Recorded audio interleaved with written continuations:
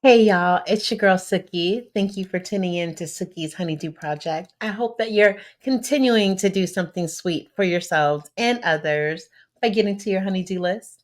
I had a small break, but I am back to talk about my New Orleans trip, the vampire that I met in New Orleans, and how I am ending the summer. Let's get right into it. All right. So I went to New Orleans, had a family reunion there every couple of years. My family on my father's side has a family reunion and it moves around. And this time it was in New Orleans. I did get some videos, and I'm hoping to have some of those videos show up in this session, and so that you can see it, especially the muffaletta sandwich. The muffaletta sandwich is so good. You have to like olives. If you don't like olives, it's not the sandwich for you, but it has like an olive base, marinade, something, something. I don't know.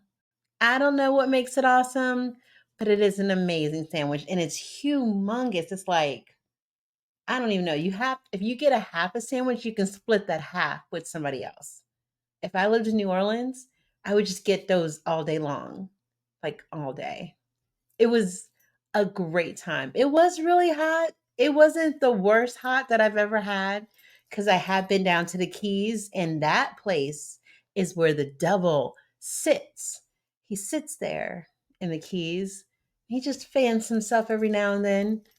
That place is hot. It is really hot. Anyways, so we had our get together. The family met up. We went on a bus tour. And during the bus tour, we learned some fabulous, and kind of morbid stuff. Okay. So in New Orleans, they bury their dead on top of each other. One, because of the space, and two, because I think the other additional, like, I have no idea what the second part is, but I do remember the first part is that they didn't have the space. So back in the day, people would get buried prematurely, like they weren't really dead. Right.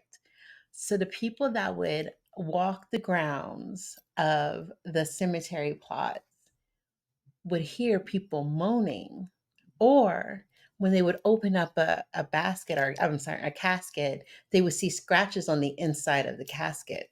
So, in order to save those that were prematurely buried, they put a bell or a way to ring a bell in the casket. Yeah, since this is back in the day, we have much better stuff now. But back then, they had like a little hole and a string like wrapped around the dead person's finger or whatever, and they would pull it. And whoever was walking the grounds would hear a bell, and they would go save the person ringing the bell. So, guess what that person was? Saved by the Bell. Yep, that's where that came from. So they bury their dead on top of each other, right? And they have to wait like a year and a day to actually bury the person. So it's like all these different rules that they have for these particular cemeteries. But you can see the names of families that were buried from like the 1800s, just on top of each other. Well, in order to like funnel down the debris of these bodies, because they're kind of like cremated within their burial, they're cremated. It's kind of crazy. It's a wonderful, wonderful way to like keep the family together, I think. But in order to get like the pieces of the person who was there before you to shift down, they would have to take a pole and move the debris around. Guess how long the pole was? Yep, 10 feet. So you know how people say, I wouldn't touch it with a 10-foot pole?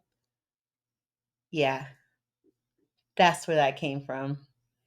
The people who go to bury a new body in this like burial plot would need to use a pole to move the pieces of the person that was there before.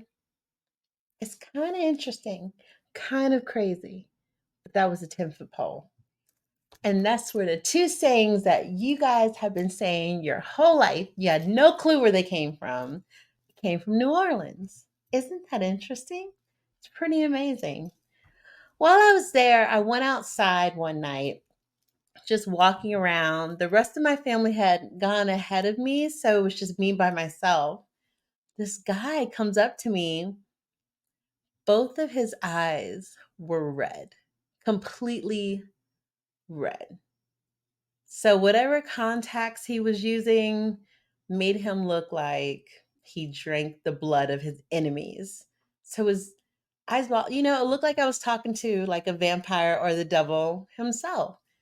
But I'm not going to say anything about it because that's what people want you to do. They want you to acknowledge the like whatever. So I didn't. So he comes up to me with these like red eyes, and I said, "Ain't this some shit? Meeting a vampire in New Orleans." I did get to see where Anne Rice lived too, so this makes complete sense, right? So he says, "Hey." I said, "Hey." He said, "I'm trying to get to know you." I said, "Oh, okay. Well, that's not gonna happen. But thank you, thank you." He said, "Listen." I said, "Oh, uh-huh." He said, "I'm talking to you. I'm trying to get your Facebook. Let me get your Instagram." I said, "Yeah, I'm not from here, so there's no point." There's no point.